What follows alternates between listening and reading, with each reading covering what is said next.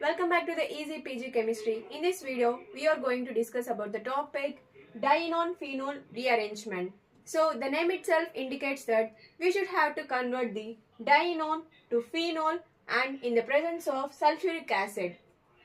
So, first of all, we should have to take the reactant molecule 4,4 dialkyl dienone. See here, in this benzene molecule, we have the ketone group at the first position and at the fourth position we have the two alkyl groups. The R indicates that alkyl group. So the IUPAC name for this compound is 4,4 dialkyl dienone because we have the two double bonds in this ring structure. As we already discussed that this reaction will be conducted in the acidic medium. The acidic medium will donate the proton and it is abstracted by the lone pair of electrons present on the oxygen atom in the dienone.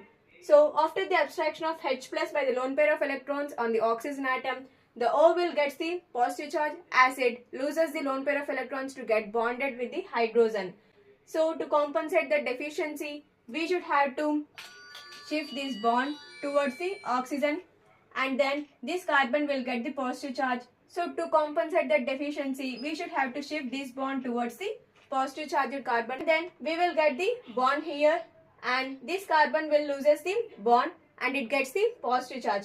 So to compensate that deficiency, we have to rearrange the alkyl group from the fourth position to the third position.